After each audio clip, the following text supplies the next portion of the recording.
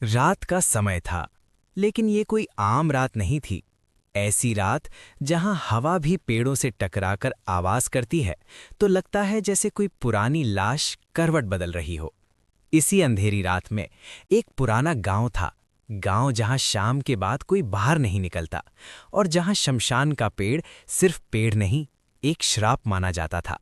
गांव के लोग कहते थे, उस पेड़ पर जो लटका है वो लाश नहीं, बेताल है।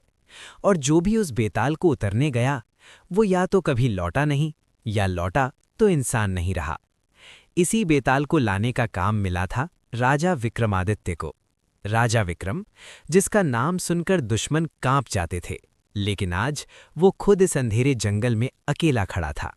तलवार हाथ में थी, लेकिन पसीना माथे पर, क्योंकि सामने वो पेड़ था, पुराना, सूखा, और उस पर उल्टा लटका हुआ एक शरीर। लाश जैसी नहीं लग रही थी, उसकी आंखें बंद थीं, लेकिन चेहरे पर अजीब सी मुस्कान। राजा विक्रम ने जैसे ही लाश को कंधे पर उठाया, तभी एक भारी आवाज अंधेरे में गूंजी। राजा विक्रम, तुम बहुत बहादुर हो, लाश बोल रही थी।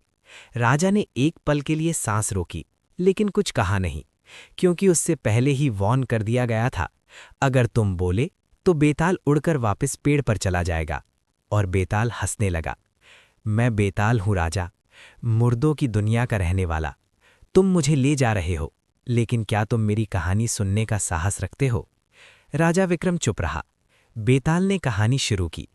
बहुत साल पहले इसी जैसे एक गांव में एक सुंदर औरत रहती थी। नाम था माधवी। उसकी खूबसूरती इतनी तेज थी कि लोग कहते थे कि उसकी आंखों में देख लो तो अपना घर भूल जाओ। माधवी का पति था धर्मदास, सीधा साधा ईमानदार आदमी। दिन भर काम करता, रात को घर आता और अपनी पत्नी को ही अपनी पूरी दुनिया मानता। लेकिन कहानी यहीं खत्म नहीं होती। गांव में एक और आदमी था, शंकरन। अमीरी का घमंड, आंखों में हवस और दिल में लालच। शंकरन की नज़र माधवी पर पड़ चुकी थी। रोज मंदिर के बाहर खड़ा होता, सिर्फ एक झलक के लिए। और फिर उसके मन में एक सोच पैदा हुई, अगर धर्मदास मर जाए तो माधवी मेरी हो सकती है। रात दर रात ये सोच उसके दिमाग में सांप की तरह रेंगती रही। और फिर एक रात उसने फैसला कर लिया। उस रात जब धर्मदास जंगल के रास्ते से लौट रहा था, अंधेरा घना था, हवा तेज थी, और पीछे से शंकरन ने पत्थर से वार किया।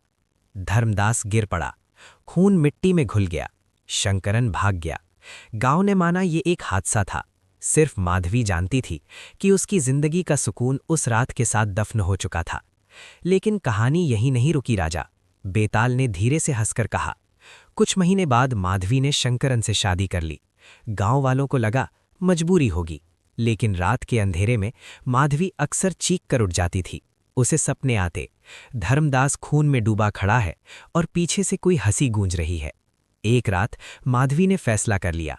उसने शंकरन के खाने में जहर मिला दिया और शंकरन मर गया। अब राजा, बेताल की आवाज भारी हो गई। अब मैं तुमसे सवाल पूछता हूं, धर्मदास का खून किसने किया? शंकरन का खून किसने किया? और बताओ राजा, सबसे बड़ा पापी कौन था? बेताल हंसा। याद रखना, अगर तुमने जवाब दिया तो मैं उड़कर उसी पेड़ पर वापस चला जाऊंगा। और जंगल फिर से खामोश हो गया। जंगल बिल्कुल शांत था, लेकिन इस खामोशी में सुकून नहीं था।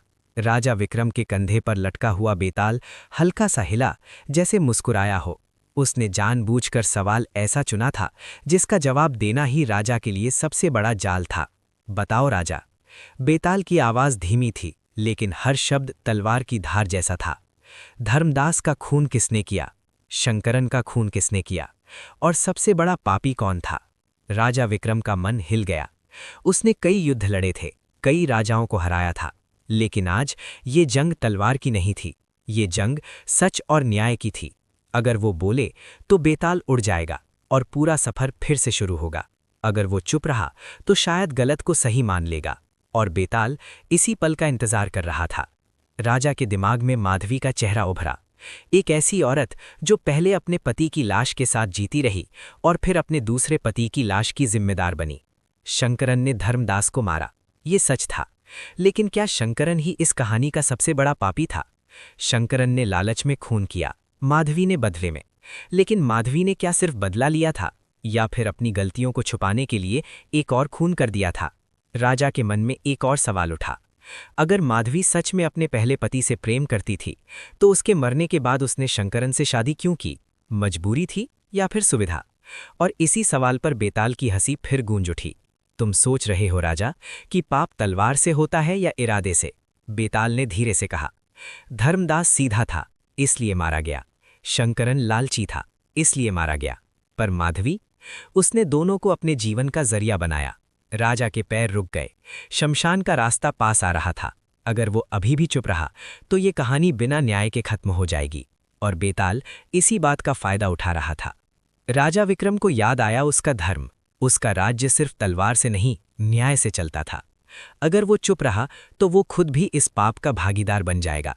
राजा ने गहरी सांस ली और पहली बार उसके होठों से शब्द निकले।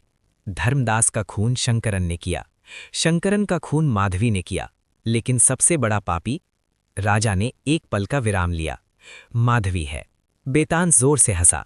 हाँ राजा, तुमने सच कहा, क्योंकि शंकरन ने लालच में पाप किया, लेकिन माधवी ने स्वीकार किया पाप का फल, शादी।